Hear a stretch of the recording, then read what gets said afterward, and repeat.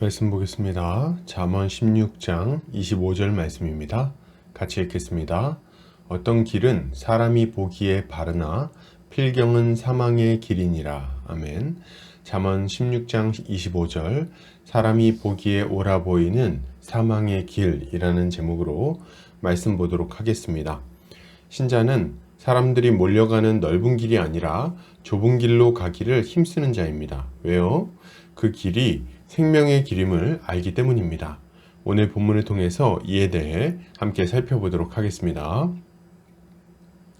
오늘 잠언 기자는 어떤 길은 사람이 보기에 바르지만 필경은 사망의 길이라고 말합니다. 이것을 타번역본에서는 어떤 길은 바르게 보일지 모르나 결국은 죽음으로 인도한다 라고 번역하고 있습니다.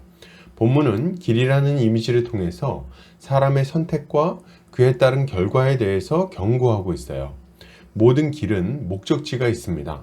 집으로 가는 길이 있고 병원으로 가는 길이 있고 직장으로 가는 길이 있는 거죠. 길이라는 단어는 그 자체로 목적지를 염두에 두고 있다는 말입니다. 만약 목적지가 없다면 그것은 길이 아니라 그냥 평범한 땅에 불과한 거죠. 그냥 그런 의미에서 우리가 어떤 길에 들어설 때는 그 길이 어디로 이어지고 있는지를 반드시 확인해야 돼요. 길의 끝에 무엇이 기다리고 있는지를 알지 못한 채 길에 들어선다면 그 사람은 반드시 큰 낭패를 당하게 되는 것입니다. 그런데 오늘 잠언 기자는 사람이 볼 때 바르게 보이는 어떤 길에 대해서 말합니다. 여기서 바르게 보인다는 것은 무엇을 말합니까? 목적지까지 안전하게 잘 연결되어 있는 것처럼 보인다는 거예요. 그렇게 보이니까 사람들이 그 길로 가는 거죠. 그런데 실제로 그 길을 끝까지 가보면 어떻습니까?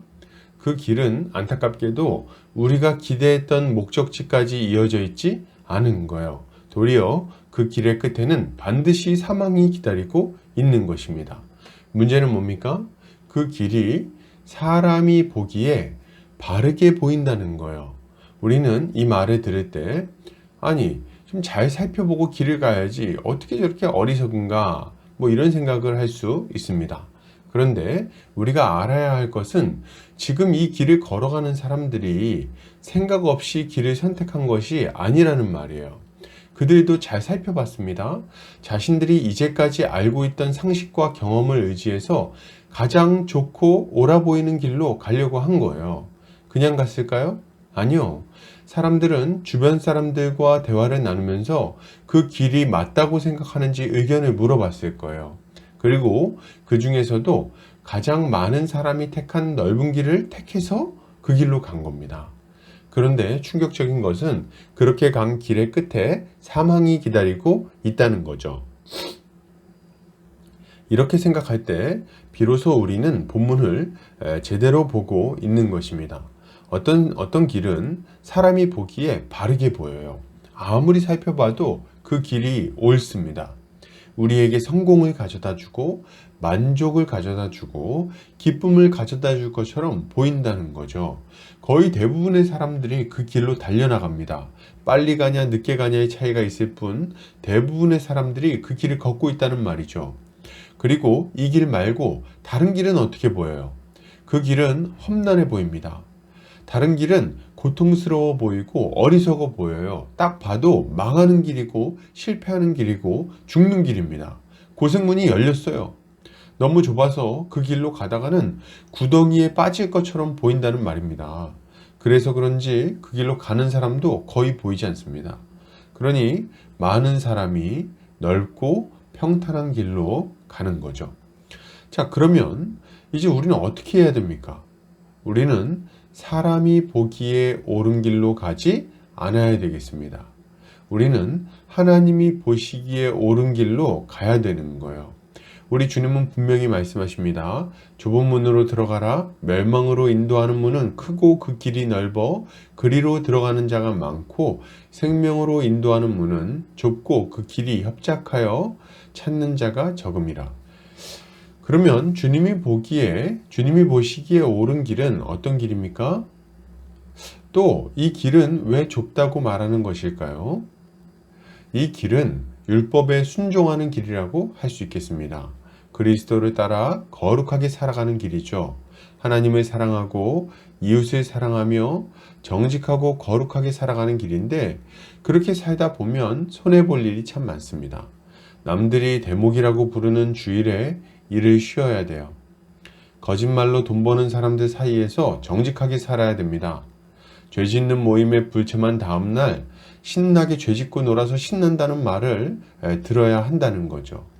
이웃에게 베풀면서 살다가 배신당하기도 하고 그렇게 배신한 사람을 용서해야 하기도 합니다. 이 길이 평탄할까요? 이 길이 넓습니까? 아니요. 이 길은 좁고 협착합니다. 이렇게 살면 인생 말미에 부자 되고 인정받고 떵떵거릴 수 있지 않냐고요? 아니요. 물려줄 재산도 없이 가난하게 인생을 마무리할 수도 있고 모진 고난을 당하다가 허무하게 죽을 수도 있습니다. 아니, 그러면 도대체 왜 이 길을 가야 됩니까? 피곤하고 힘들게 살다가 초라하게 죽는다면서요. 예, 맞아요.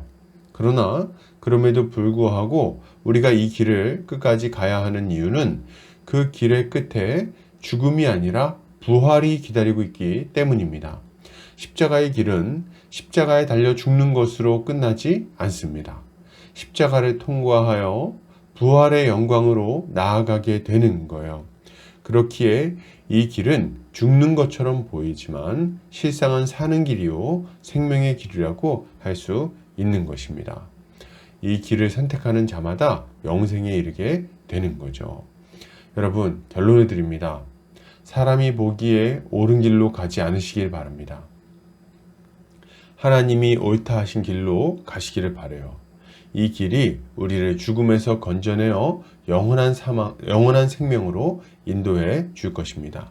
오늘도 주님의 지혜로 승리하는 성도님들 되시기를 주의 이름으로 축복합니다.